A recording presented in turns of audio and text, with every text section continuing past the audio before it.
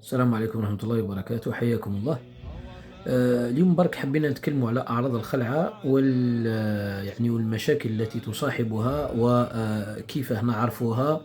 وإذا حالفنا الحظ يعني راح نعطوكم يعني وصفة بسيطة إن شاء الله. المهم باختصار، الخلعة هي ترسب كرة تاع غازات كيما لي غاز تاوعنا تاع البطن، أو ما تسمى لي جلير تاع لي بومو. أكرمكم الله، هذاك اللي كراشي النخمة بزاف يجي كيما لا كراش تاع النخمة هذيك اللي يجي في لي بومو. تجي لهنايا هي عبارة عن غازات لزجة تجي في البطن، تضغط لنا على النهاية العصبية اللي يعني باختصار تدي للقلب. يبدأ عندك الخباط، تضغط لك على النهاية العصبية، هذيك الغازات اللزجة أيضا اللي تدي لي بومو. يبدأ عندك ضيق في التنفس وتضغط لك على النهاية العصبية اللي تدي للسيرفو أو المركز العصبي. يبدأ عندك خوف، قلقة، قلة نوم، قلة تركيز. وإذا تعرض المركز العصبي إذا خلل بسيط يبدأ يعني لا يعطي الأوامر بصفة طبيعية. يعني يبدأ عندك اختلال ربما في الرؤية، يبدأ عندك اختلال في التوازن، يعني يولي عندك المشي ثقل فيه، يولي عندك صداع في الرأس إلى غير ذلك. وقادر تكون هذه الخلعة يعني من شوك أو حادث صرالك أو مشاكل في الجهاز الهضمي، وبذلك أو ارتجاع في المريء، أو بذلك قادر يصعد يعني أو تصعد تلك الأبخرة إلى الرأس، فلا تجد يعني مسلكا لها، فيصاب صاحبها يعني الصداع والصداع النصفي إلى غير ذلك.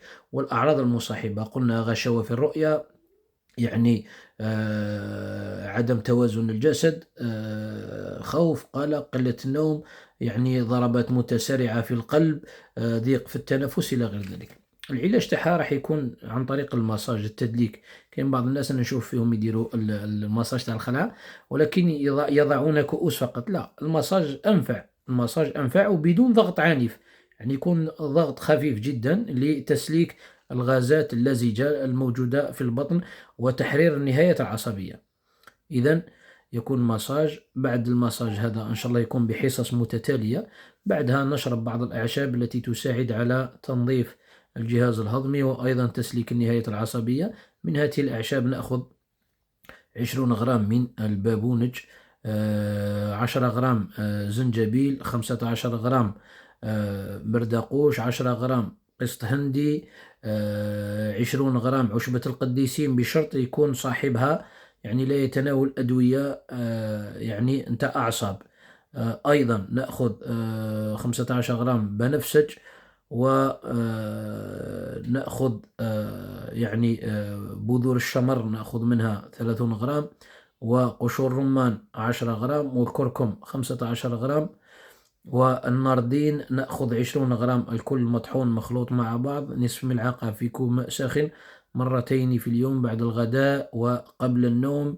وإذا كان يعني المريض يتعاطى أدوية كيميائية، يعني يترك المسافة بين الأدوية الكيميائية وهذه التركيبة يعني مدة 2 إلى 3، والطهور إن شاء الله. وعافى الله جميع المسلمين، والسلام عليكم ورحمة الله وبركاته.